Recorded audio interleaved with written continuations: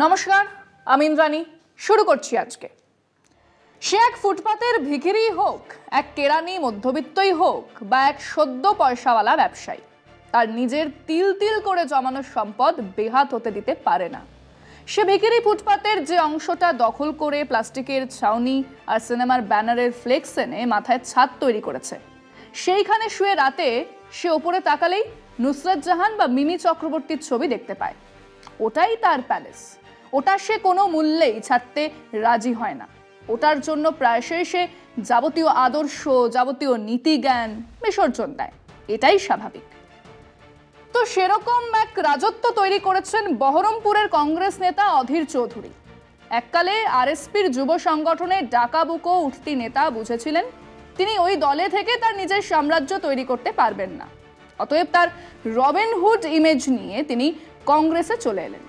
কংগ্রেস রাজনীতি ছিল আবরণ। সাইকেল যুবক বাহিনী তৈরি হয়েছিল। তখন বাংলাদেশে ডিম থেকে টুথপেস্ট যেত এপার বাংলা থেকে, অবশ্যই আইন কানুন মেনে নয়। তো সেই ছেলেরা যারা ওই সাইকেলে মাল চাপিয়ে ওপারে পৌঁছে দিত, তারা অধীর চৌধুরীর অতি ভক্ত ছিলেন। সেই থেকে বহরমপুরে অধীর সাম্রাজ্যের সূত্রপাত। তারপর বিভিন্ন ক্রিমিনাল কেস, জেল থেকে এমএলএ হওয়া, কংগ্রেসের সোমেন মিত্রের ছত্রছায়াতে বেড়ে ওঠা, এক বিরাট কাহিনী। কিন্তু উনি থেকেই গেছেন ওই বহরমপুর কংগ্রেস নেতা। এবং এরই মধ্যে মমতা কংগ্রেসের অন্যতম নেতা হয়ে উঠেছেন।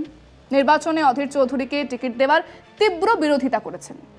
সেদিন বলেছিলেন, ওইসব ক্রিমিনালদের টিকিট দেওয়া হলে আমি আত্মহত্যা করব।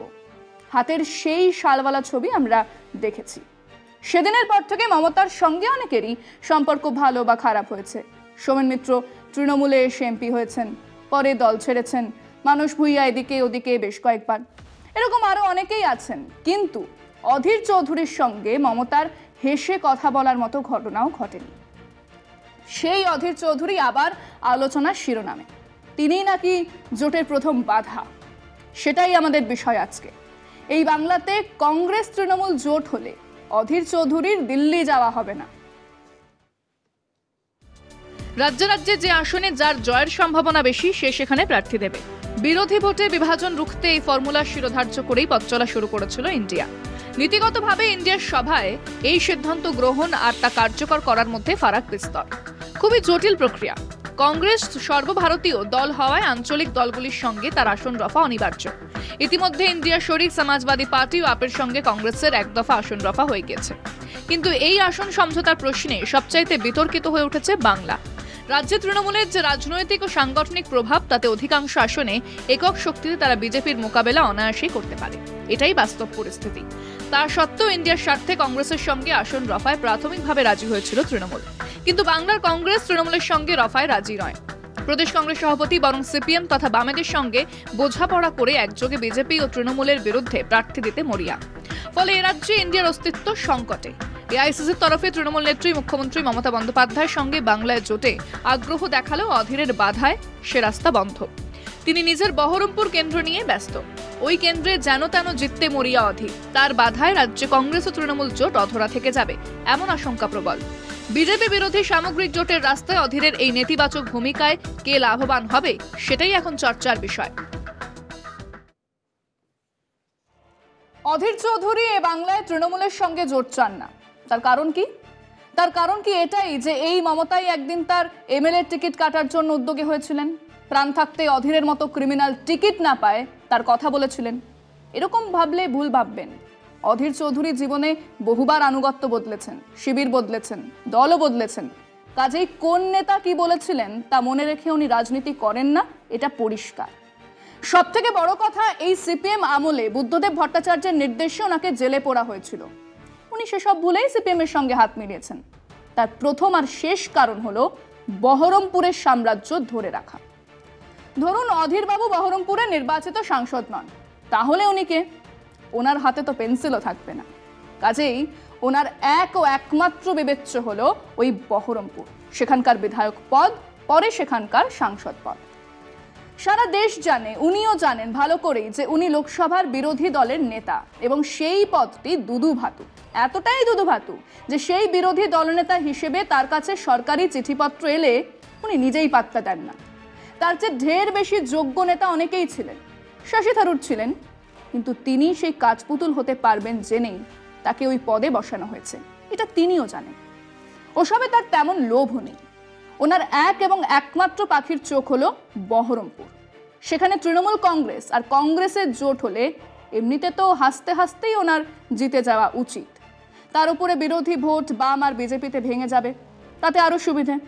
কিন্তু সমস্যা তো সেখানেই।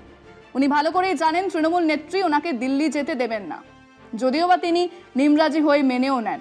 ওনার এলাকার তৃণমূলের ভোট তিনি হারগিজ পাবেন না। ওদিকে বামেরা ভোট কাটলেও ওই আসন বিজেপির হাতেই যাবার সম্ভাবনা থাকবে। অধীর চৌধুরীর কাছে অন্য উপায়টা কি?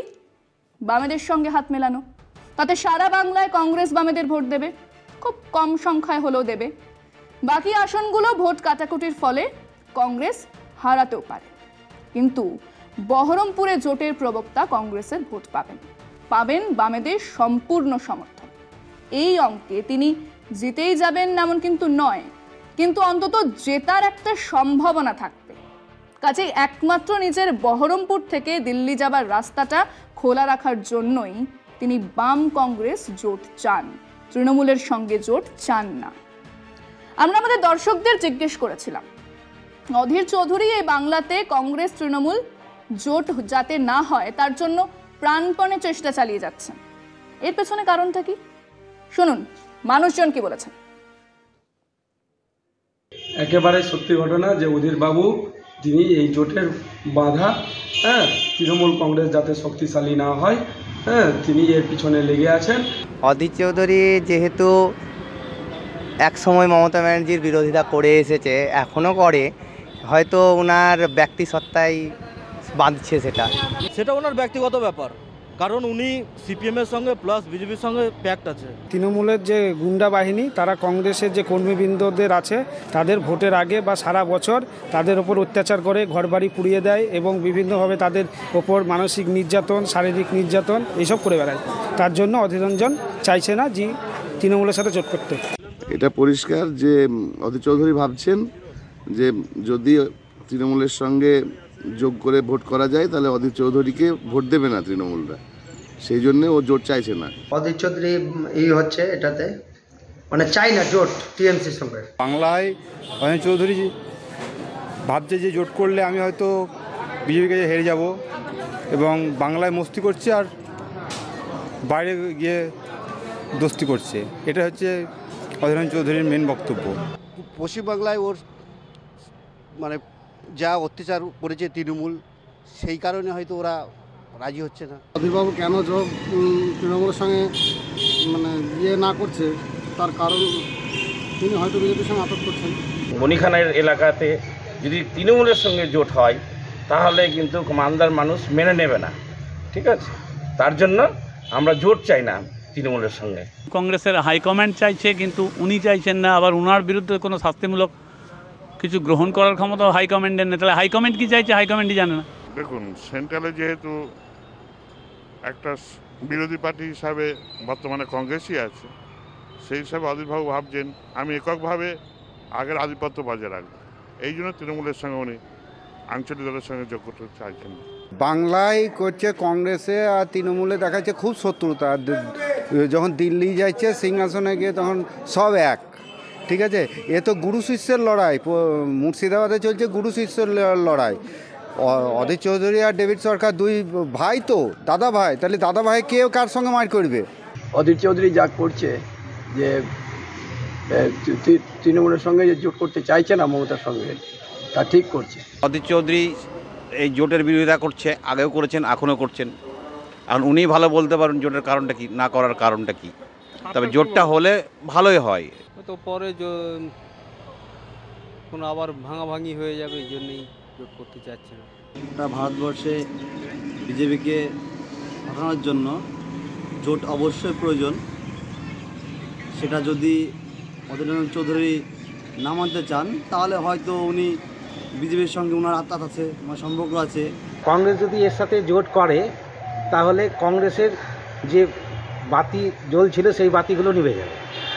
আর অধীর চৌধুরী হচ্ছে প্রকৃত কংগ্রেসী, উনি কখনোই চাইবেন না যে কংগ্রেস ভেঙে যাক। অনেকেই বলছেন অধীরবাবু বিজেপিতে চলে যাবেন। না, যাবেন না। যাবেন না তার কারণ এটা নয় যে উনি খুব সেকুলার, কংগ্রেস দলের আদর্শবাদী এক নেতা। উনি যাবেন না কারণ বহরমপুর বা মুর্শিদাবাদ যা ওনার চারণভূমি, সেখানে সংখ্যালঘু ভোট বিরাট, তারাই নির্ধারক শক্তি, ওনার ভোটার। উনি বিজেপিতে গেলে দুকুল যাবে এটা উনি জানেন, কাজেই উনি বিজেপিতে যাবেন না। আবার তৃণমূলের সঙ্গে হাত মেলাবেন না। আপাতত ওনার ক্ষীণ সম্ভাবনাকে জিয়ে রাখতেই উনি বামেদের সঙ্গে থাকার কথাই বলে যাবেন। আজকে পর্যন্তই। দেখতে থাকুন কলকাতা টিভি, রাত দিন 7 দিন।